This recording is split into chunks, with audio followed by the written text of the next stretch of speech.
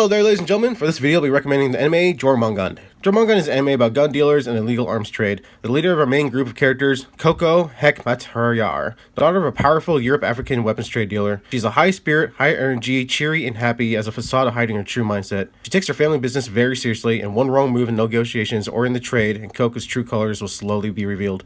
Her group contains all bodyguards with unique backgrounds and skills as they travel around the world conducting their business. Jonah, the newest and youngest member of the group, grew up as a child soldier with a hatred for guns and weapons that humanity uses against each other. It displays his skills in an efficient manner with dealing with his own priorities, protecting Coco. Coco and Jonah both serve as the main character of the story, even having the weird relationship and the hate for guns. Coco likes having Jonah around, it helps her feel safe and helps her stay sane in business affairs. It can sometimes turn out into a full-out shootout. Jonah, from the beginning of the story, was an emotionless husk of his former self, being raised in the environment that he did. As he spends more time with Coco and the squad, he slowly lines up, even sometimes trying to smile or crack a joke with everyone else. Liam, an ex-Delta Force officer acting as a sniper in second command for Coco. Liam is usually the voice of reason in the group, with his years of knowledge and experience not letting his true emotions show in the way of work. Velmet, an ex-Finnish rapid deploy force officer coming from a military family background as a bodyguard for Coco, dedicating herself for Coco due to her respect and her love for Coco.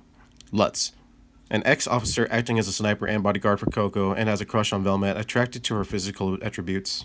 Mao, an ex-military force officer from an unnamed Asian country, also Jonah's science teacher. Mao has a profession and a variety of different firearms. R, an ex-intelligence officer with a history of working with the local civilians to obtain intelligence, as well as others. R is also equipped with a different variety of skills and firearms. Togo, a former member of the SR unit working as an intelligence specialist for Coco.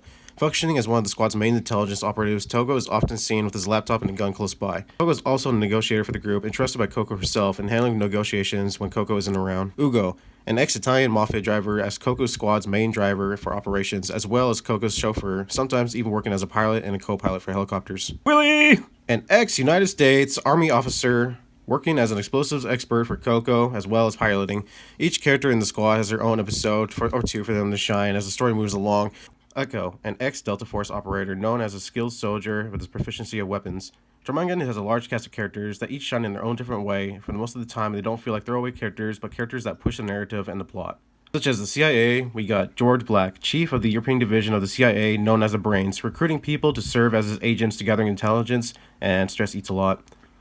Chocolate, also known as Chocolate in German, an experienced bugger and surveillance agent working under Scarecrow, providing intelligence for the CIA and also loves food. We also have Scarecrow, Hex, and Spin, Hopskin. We got other arms dealers, other parties like the Marchand, the Orchestra Assassins, the Dominic's Assassins, Foreign Nationals, and others. Jormungand is a very action-packed anime with a little spice of humor every now and then. It kind of reminds me of a lot like a mix between Black Lagoon and Hellsing's humor. There's always a sense of danger in every mission everywhere they go. Coco's group is full of professionals that deal with arms, always ready to protect Coco at every given notice, giving Coco a sense of security so she can orchestrate her missions and goals. She chooses each member carefully to fill in a weakness or blind spot that she finds herself in, making herself the perfect team, with their endgame goal of stopping the wars from ever starting again. Jormungand does feel like an anime mix between Call of Duty Warzone and GTA Vice City when it gets to the action. The action is very heavy, with lead being spread everywhere with cars and helicopters.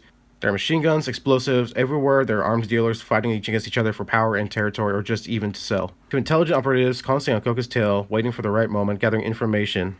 Chiquita is the best character, by the way. I did like the ending of the anime. It didn't feel like it was rushed, but it did feel like it was the final part of the plot at the end of the story. Each episode I enjoyed to watch. Either it was with the team on the mission fighting to protect Coco, to teaching Jonah's school stuff, to hardcore training, to the beach episode. The character dynamics between the team was a nice part of the story, instead of randomly placed dialogue to fill in the space. Definitely had a lot of fun watching this anime, something I watched while gaming on the side, but it kept me captivated the whole time I took the binge. If you like action-packed anime with guns and a colorful cast of characters with different stories and backgrounds, all following Coco, the arms trade dealer, and her goals, the ending the world's conflict by being the most dangerous person in the world, I recommend Jormungand.